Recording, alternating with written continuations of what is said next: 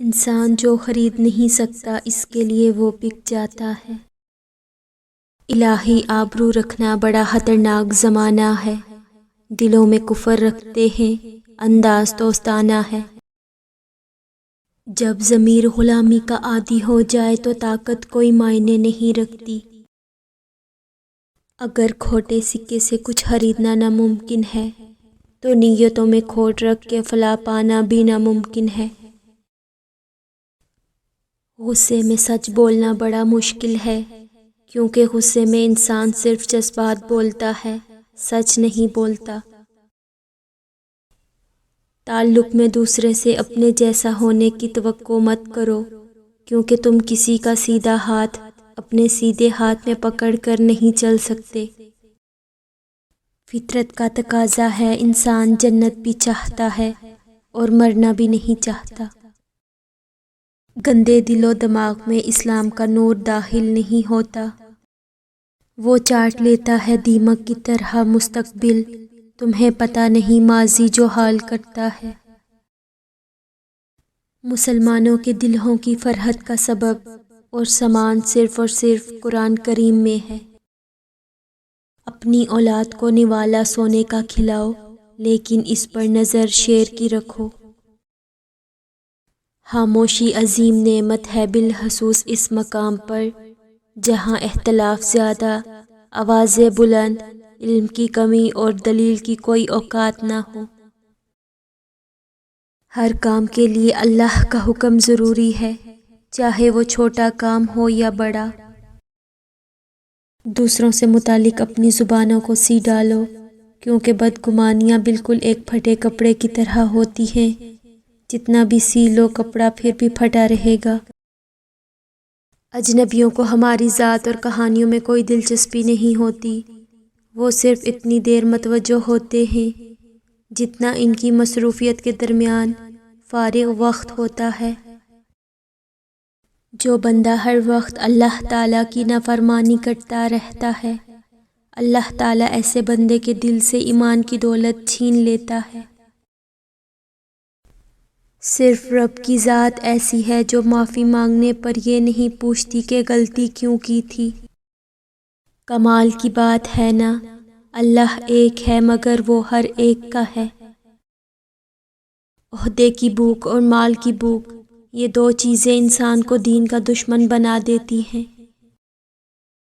زندگی میں بہت ساری باتیں خلاف توقع ہوتی رہتی ہیں اور ہمیں ناقابل برداشت بھی لگتی ہیں، مگر بہرحال انہیں سننا ہی پڑتا ہے، یہی زندگی ہے۔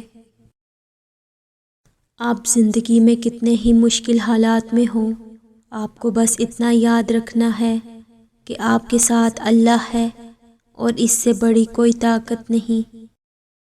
اچھی بات کا اثر نہ ہونے کی ایک وجہ یہ بھی ہے کہ لکھنے والا اور پڑھنے والا دونوں یہی سمجھتے ہیں کہ یہ دوسرے کے لیے ہیں۔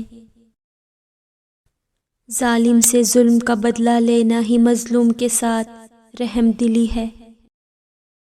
جب تم کسی میں کوئی عیب دیکھو تو اسے اپنے اندر تلاش کرو، اگر اسے اپنے اندر پاؤ تو اسے نکال دو، یہ اصلاح کی بہترین کوشش ہے۔ لوگوں کی اپنے خلاف باتیں سن کر دینی کام چھوڑ دینا بے عقل لوگوں کا کام ہے۔ عمر کی اونچائیوں کو چڑھتا ہوا شخص یہ بات بھول جاتا ہے کہ وہ در حقیقت قدم بقدم 2 گز زمین میں اتر رہا ہے۔ حال پوچھ لینے سے حال ٹھیک نہیں ہو جاتا، بس ایک تسلی سی ہو جاتی ہے کہ اس دنیا کی بھیڑ میں کوئی اپنا بھی ہے۔ یاد رکھیں، یہ دنیا مکافات عمل ہے۔ جب آپ کسی کو نقصان پہنچاتے ہیں تو اسی منٹ کے 60ویں سیکنڈ میں آپ کا کاؤنٹ ڈاؤن شروع ہو جاتا ہے۔ ہماری پوری زندگی امکانات پر ٹکی ہوتی ہے اور زندگی میں سے امکانات کبھی ختم نہیں ہوتے، شاید یہ ہو جائے، شاید وہ ہو جائے۔ گفتگو آرام سے کیجیے، آپ کی باتیں آپ کے والدین کی تربیت کا عکس ہوتی ہیں۔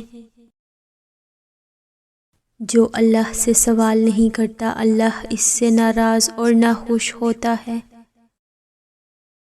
جو آج کفر کو اپنا خیر خواہ سمجھ کر ان سے متاثر ہو رہے ہیں، انہیں نہیں معلوم کہ اسلام کے دامن میں ہی عافیت ہے۔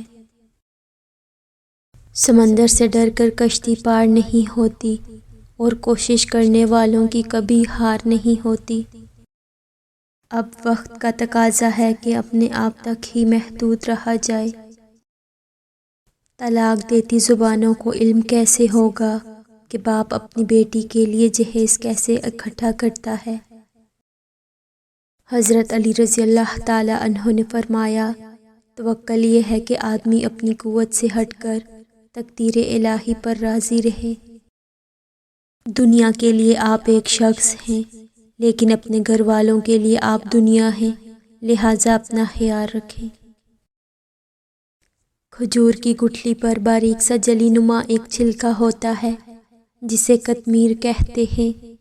اللہ فرماتا ہے، انسان اس کا بھی مالک نہیں، پھر اکڑ کیسی؟